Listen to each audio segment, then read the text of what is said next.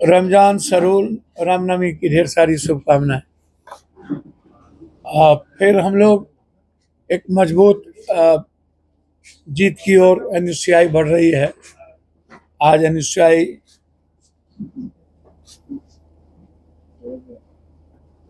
पर पूरा पटना यूनिवर्सिटी के बच्चे का जो ट्रस्ट मैंने देखा, मुझे गर्व है। खासतौर पर मगध विमेंस कॉलेज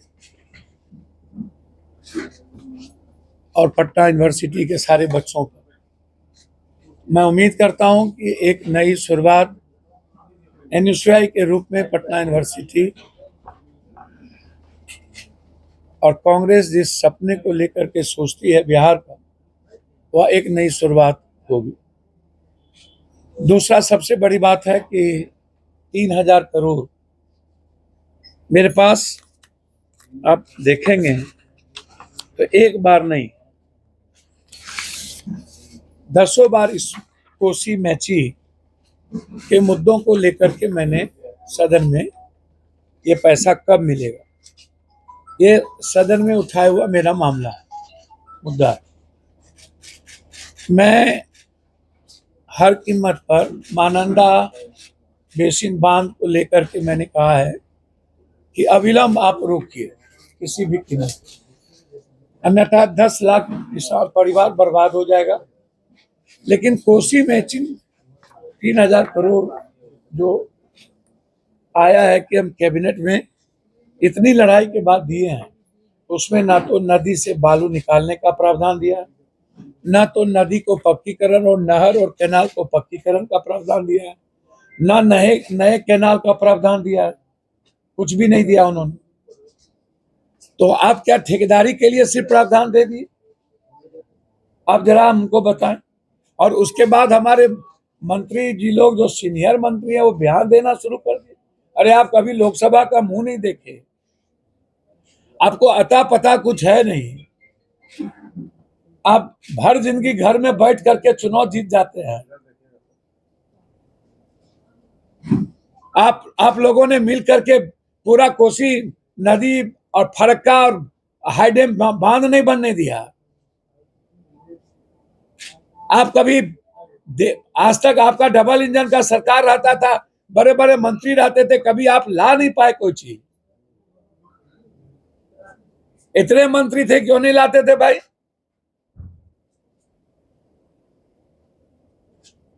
आज ही सब कुछ क्यों आ रहा है? आपने कभी एयरपोर्ट की चर्चा की कि अंतरराष्ट्रीय करो? आपने कभी चर्चा की कि यहां से सबसे ज्यादा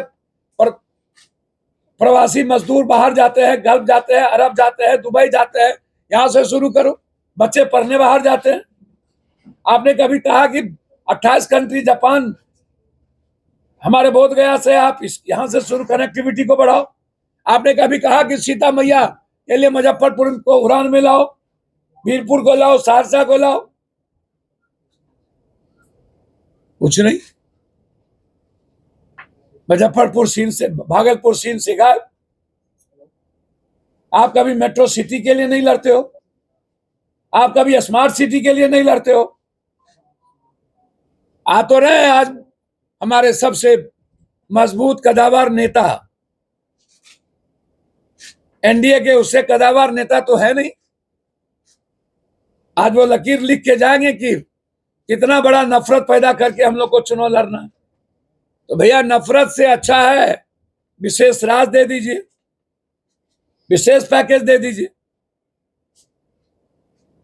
इससे अच्छा तो कुछ नहीं हो सकता। आप दे दीजिए, आपको चुनाव वैसे ही जिता देगा बिहार की जनता। आप दे दीजिए विशेष राज। मैं सच कहता हूं कि वैसे ही जनता जिता देगी। दे दीजिए बंद पड़े फैक्ट्रियों। मेरा डिमांड है, हम आपको दिल की गहराई उससे धन्यवाद देंगे। बिहार के 13 करोड़ लोगों के सवाल पर कोई राजनीति हम नहीं करेंगे। तीसरी चीज, चंद्रबाबू नायडू जी ने फैसला लिया है वक्फ को लेकर। मैं उम्मीद करता हूं नीतीश कुमार जी भी वक्फ को लेकर के कठोर फैसला लें। चंद्रबाबू नायडू ने कह दिया कि मैं लागू नहीं करूंगा।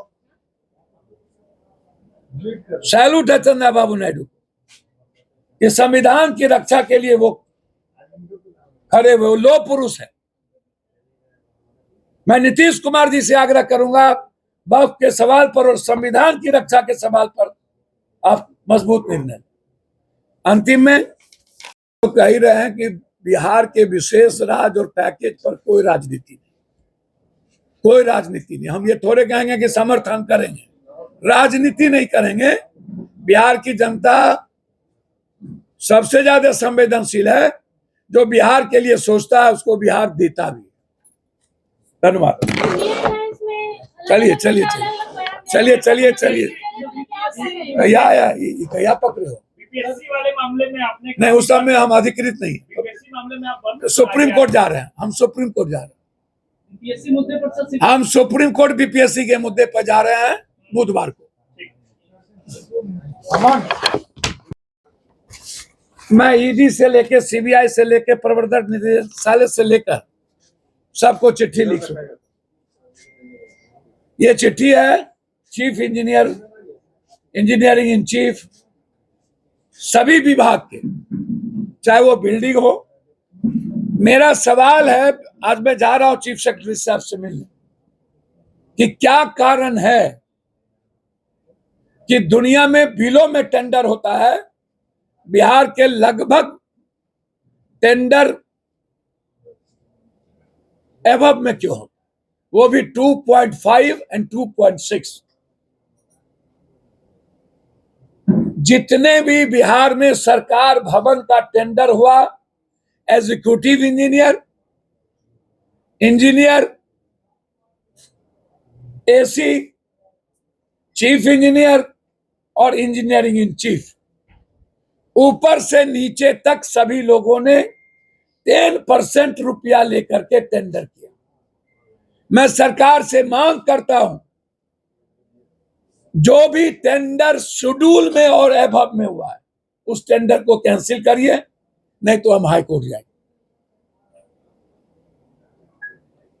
और जो भी विभाग है, चाहे वो पीडब्ल्यूडी हो, आरडब्ल्यूडी हो, हम सदन में जल नल योजना के लिए निगरानी और ईडी से जांच के लिए मैंने मांग की। हमने स्पष्ट कहा कि चैलेंज करता हूं, आप 20% भी हमको जल नल दिखा दीजिए, हम राजनीति से संन्यास लेंगे। अभी आरडब्ल्यूडी में क्या हुआ, बड़ा बड़ा ग्रुप बना दिया गया, 100 करोड़ 150 करोड़ 40 करोड़, ताकि बिहार के मिडिल क्लास के बच्चे जो ठेकेदारी करते वो ना ले पाए और ऊपर 5% दे करके फिनिश्ड हो जाए। पूर्णिया में भी 9 ग्रुप का टेंडर हुआ 3 दिन पहले, वहां के एस्कोटिव इंजीनियर और सब लगाकर शेड्यूल में मात्र 5 माफिया और नेताओं से मिली भगत करके लगातार हमने सारे टेंडर की जांच की मांग की, और इस टेंडर को कैंसिल करने के लिए हमें हाई कोर्ट क्या सुप्रीम कोर्ट तक जाना पड़ेगा। तो जाए 2 तारीख के बाद। ये क्या कारण है कि आप 40 करोड़ 100 करोड़ 150 करोड़ का ग्रुप बना दिए?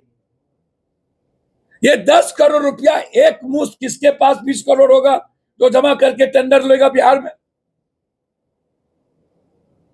इसीलिए चीफ इंजीनियर दास, अंत में मेरा यही है, ये दास छोटी मछली है, इसके पीछे ऊपर से नीचे कौन कौन लोग हैं, कौन सबसे बड़ा कॉन्ट्रैक्टर है, और उसका मोबाइल किस किस से बातचीत डेली होती है, उसका लोकेशन क्या है, सीसीटीवी फुटेज क्या है, इन सारे मुद्दों को लेकर के, और दिल्ली से लेकर पटना तक कौन कौन नेता इसमें इन्वॉल्व हैं, हम हाई कोर्ट जा रहे हैं। हाई कोर्ट में हम फाइल करने जा रहे हैं कि दास छोटी मछली है, प्रमोशन कब हुआ, प्रमोशन किसने दिया,